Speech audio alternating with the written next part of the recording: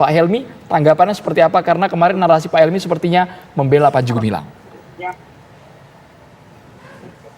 Oke, pertama saya sama dengan Pak Kiai Ihsan menyatakan bahwa sangat gembira bahwa pada akhirnya Syekh Panji Gumilang menjadi tersangka. Ini harapan saya. Pesan yang paling penting dari dijadikannya Syekh Panji Gumilang sebagai tersangka adalah bahwa ternyata seluruh anak bangsa Indonesia tidak boleh ada yang kebal hukum. Karena itu saya bersyukur pada Allah Subhanahu wa Ta'ala, pada akhirnya Polisi Republik Indonesia berani mengambil tindakan tegas. Dengan demikian, entah itu kiai, entah itu polisi, entah itu tentara, entah siapa saja, bahkan menteri sekalipun, kalau bersalah, ya harus rela untuk diproses sesuai dengan hukum yang berlaku. Ini poin pertama yang paling penting harus saya sampaikan. Yang kedua, Saudara Andromeda bersama begitu banyak orang salah sangka kalau menduga atau mengambil kesimpulan bahwa saya membela Panji Gumilang. Saya tidak pernah membela Panji Gumilang. Pertama, saya tidak kenal Syekh Panji Gumilang. Dia tinggal di Indramayu, saya tinggal di Jakarta. Saya cuma sekali datang ke pesantren Al-Zaitun, itu pun dalam rangka riset. Karena itu yang saya bela sebetulnya sejak awal saya ikut dalam debat di TV One itu adalah kebebasan berpikir dan kemerdekaan berpendapat yang dijamin oleh agama Islam, agama yang saya anut. Itu yang mau saya katakan.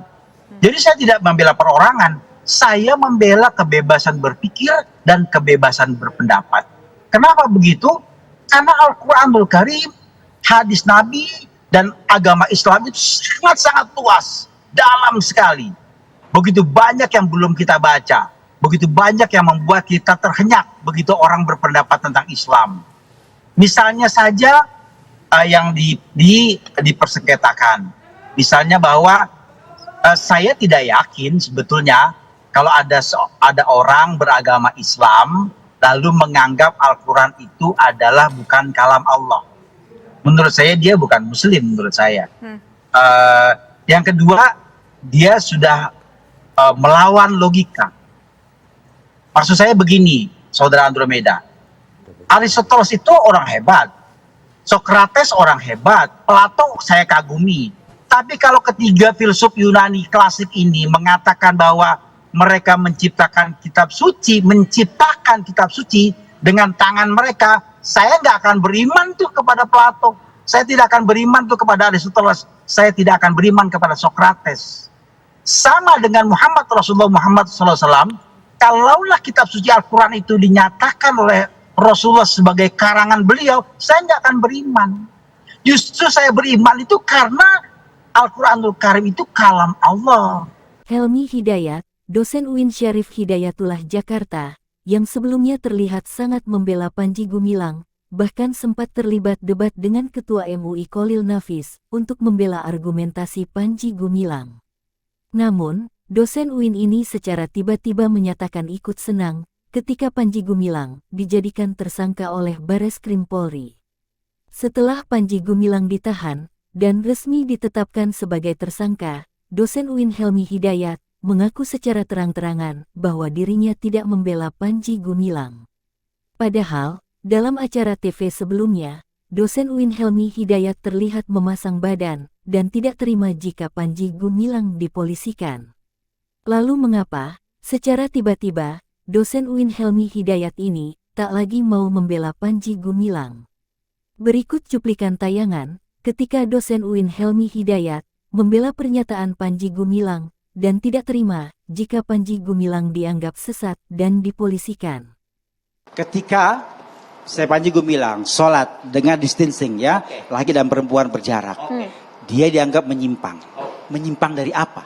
Saya katakan, kalau dia itu menyimpang karena Nabi mengatakan sebaik-baik softnya laki-laki itu di depan, sebaik soft-softnya perempuan di belakang. Kemudian dia melakukan soft yang sama laki dan perempuan bahkan di depan perempuan. Dia kan sudah menyimpang, Mas. Tapi ketika kesalahan tafsir dia pertahankan, kemudian tidak pernah ada ulama yang menyatakan kaidah tafsir tidak membenarkan. Kita kan dari Nabi dan ulama.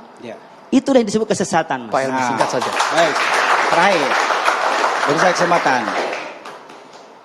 Ya, sejauh yang saya lihat dari argumentasi Panji Gumilang, saya tidak membela dia, tapi membela. Mau bela juga nggak apa-apa, oke, kita debat. Oke, baik. Silakan Pak Helmi. Baik. Oke. Sejauh argumentasi dia tafasahu tawasau, ya kan? Berjarak di situ. Kemudian di Masjidil Haram orang juga sholat bersama laki dan perempuan. Islam itu dari wahyu. Maka di sana ada posisi dan kondisi yang itu darurat, maka dalilnya sampean sudah lemah. Kalau itu membela Panji Gumilang. Kalau itu berdasarkan suatu fenomena di satu tempat, Anda sudah tidak sesuai dengan koridor Islam. Saya minta dalilnya sampean, mana ada dalil Islam itu berdasarkan di Mekah dan Madinah. Dan fenomena di Mekah dan Madinah. Itu kan mesti dalam furu'nya mungkin berbeda. Keluarkan dalilnya. Yang itu Mekah tadi dalilnya itu di mana yang boleh begitu dan bisa dijadiin dalil di tempat lain.